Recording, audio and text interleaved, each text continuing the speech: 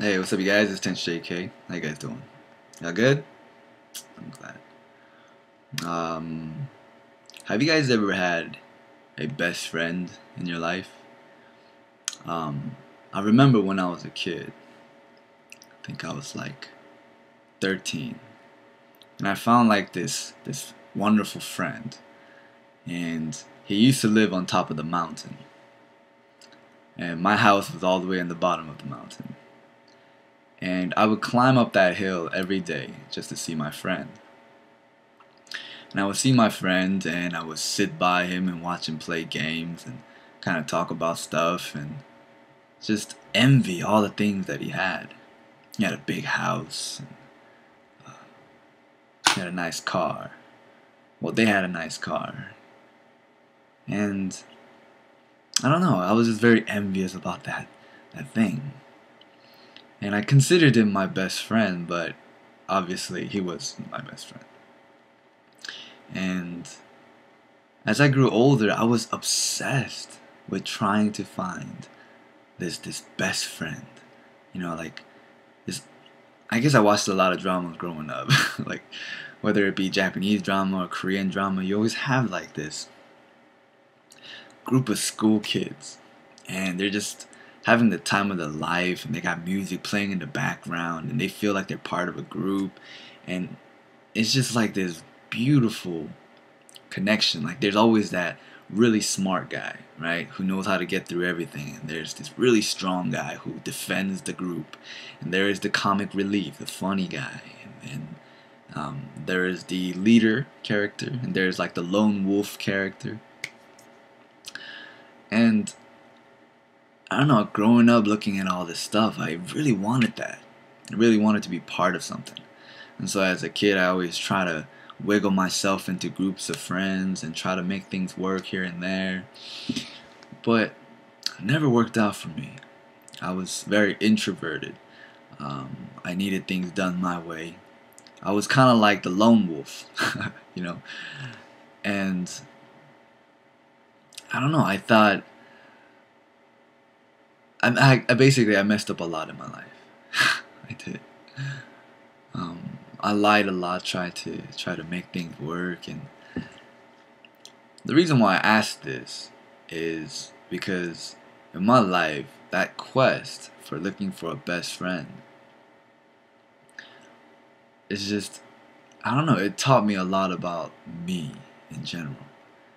I started to kind of observe who I was. And why is it that it's so hard for me to make friends?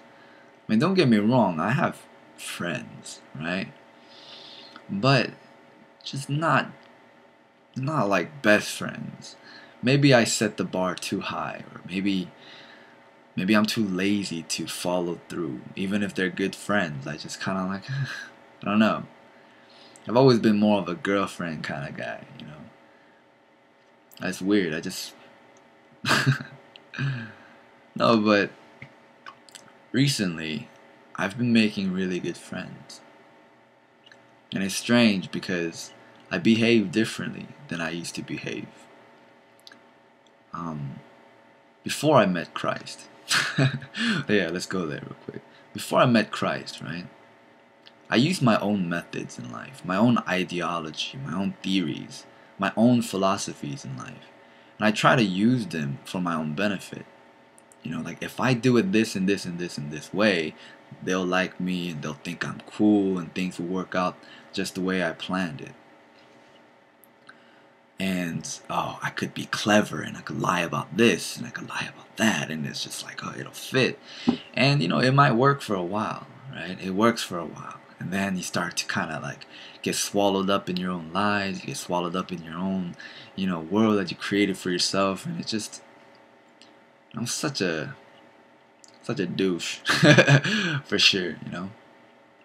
And somewhere along the lines I received salvation.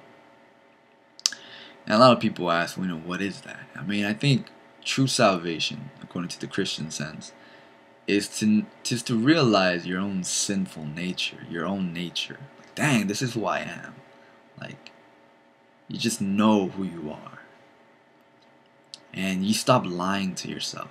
You don't praise yourself. You don't try to make yourself better than you are. You're just really honest with yourself. Like, dang, I'm a liar. You know? Dang, I'm a hater. I'm very hypocritical, aren't I? You know, and this and this and this and this. Not just to that point, but like really deep. And there was definitely a point like that in my life. And if it was just like that, you know, and I had to live my life with this misery, then it would have sucked. But it wasn't like that. It was like my whole life was revealed in front of me, but then there was a solution. It wasn't like you're screwed, so have a good day. It was kind of like, see, you're like this. That's why you need to come to me. Come to me, and I guarantee you I'll make your life better. You know, your life will be flipped upside down, and you'll be so much better. And so I accepted. So I accepted Christ. I believed in him. And a lot of people ask, like, how do you believe in that? You know, I think the thing about believing something is like you can't believe something without enough evidence. People need to see, feel, and they need evidence in front of them. And I didn't believe in Christ because of just out of the blue. I had plenty of evidence in my life. Constant evidence to the point where it was just like, okay, fine. Alright, fine, I'm ready. And it didn't come easy, you know? It really did not come easy. It took a long time. But God patiently showed me throughout my whole life that He is indeed real. In my life, in other people's life, through just strange events that I could not explain. You know, and finally it came to the point where, wow, God is real. Jesus is real. He really did do what He said He did. And there came a point where I got saved. And my life didn't instantly change. But it did change. Little by little. You know, my old philosophy started to die. And it was replaced with the things of God. It was things that I would never have thought of my own, you know. And it was God's words that entered into my heart. And it just stayed there. I didn't understand it. What God told me, I didn't understand it. But as time went on, it's just, I don't know, every once in a while it'll regurgitate and it'll pop up and it'll be like, huh. You know, it was just kind of like, teach me things. You know, it's like, when you go to someone's house, sit in the lowest seat. You know, it's like, what does that mean? It means that when you go to somebody's place or somebody's house or you're in front of somebody, be humble. Be underneath them. No matter how cool you think you are, how wonderful you think you are, just be underneath them. You know, if you really are great, they will raise you up. But if you're not, then just stay where you are. You know, it's just, there's these wisdoms in the Bible and truths that you just keep it inside your heart like a treasure chest. And when times come up, these words come out. And it's very interesting to me that God created this universe by His words. And so words really have a lot of power. It really does.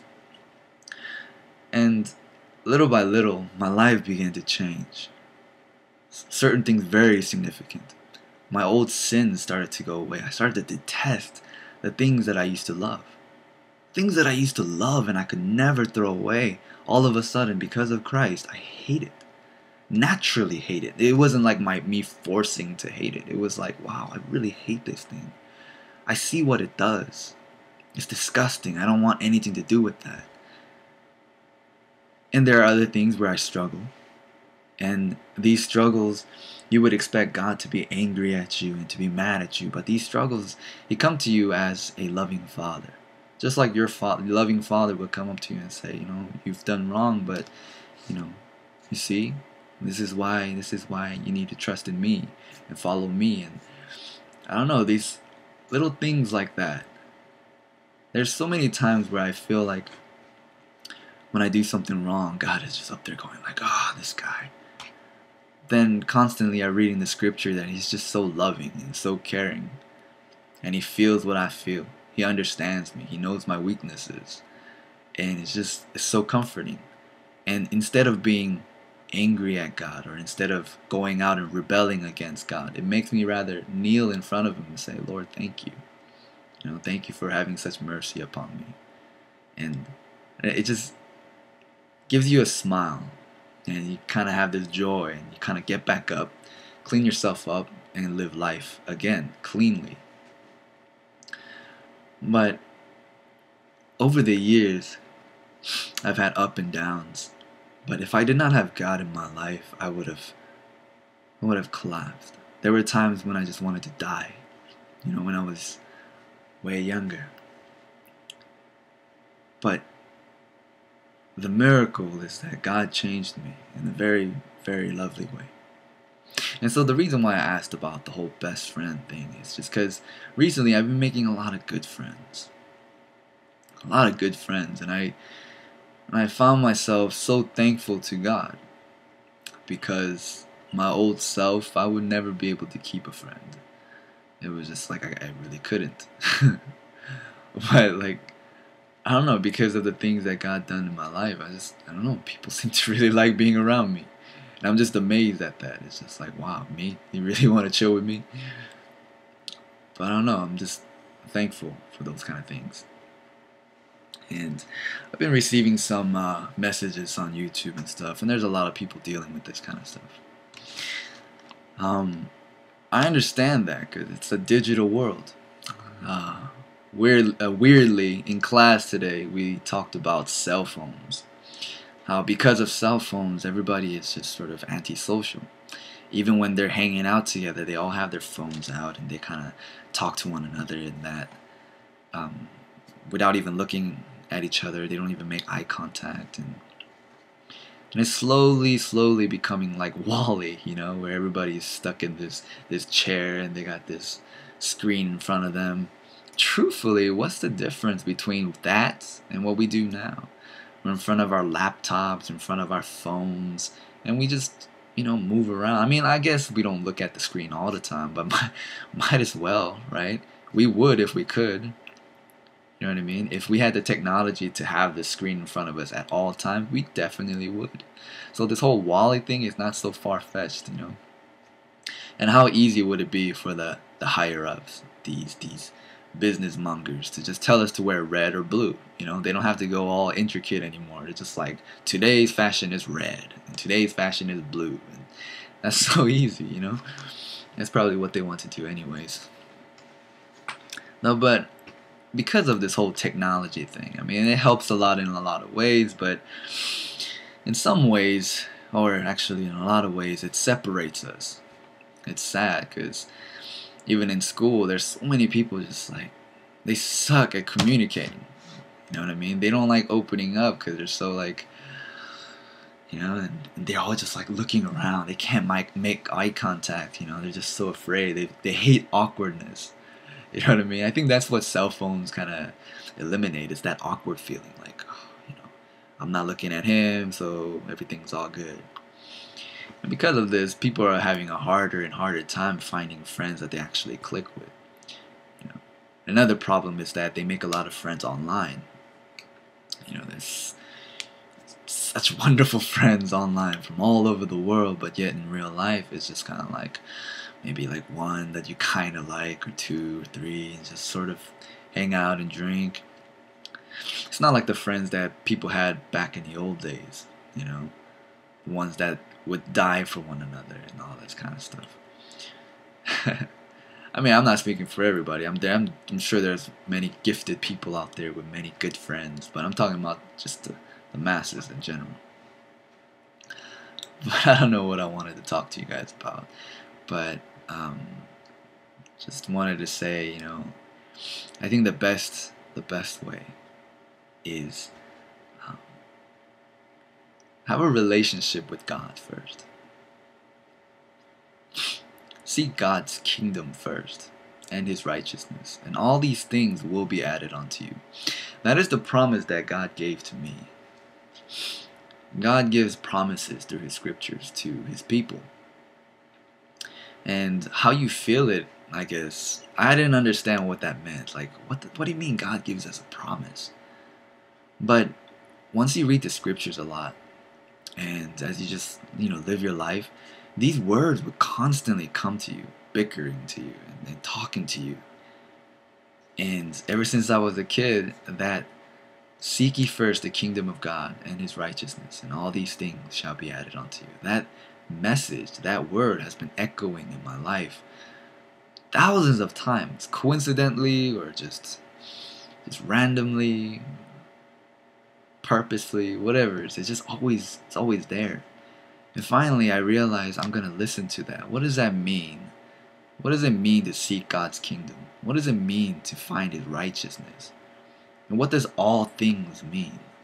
And so I did my research and I started to find out what it meant. And really, God has definitely answered that prayer. And he's doing that all my life. And it's just, I don't know. That is something that a lot of people are living without. God's promise. You live without God's promise, man, you're missing out like crazy. You know, that grace, that joy, that mercy, all of this stuff. It's just such a waste if you don't have it.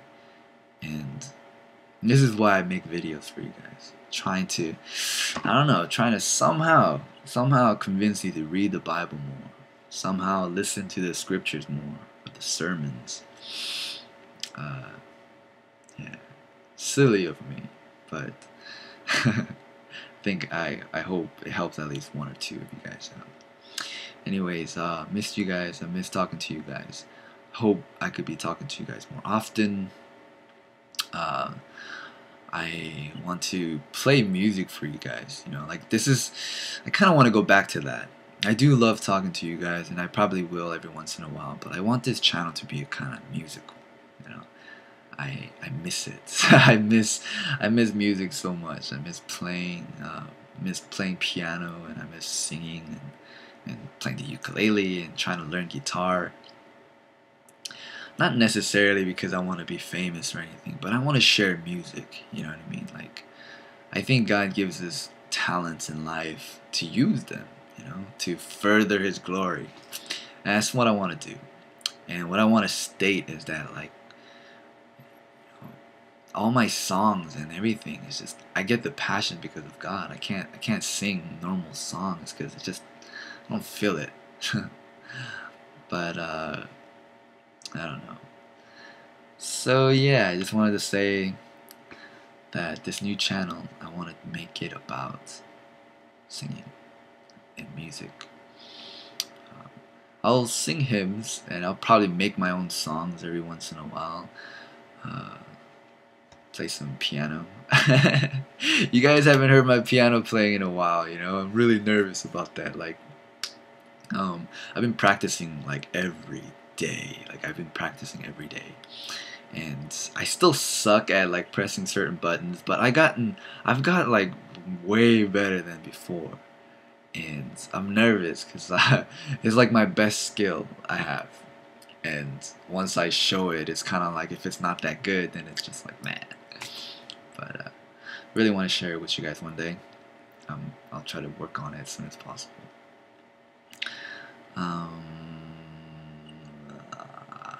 Yeah, I guess that's it.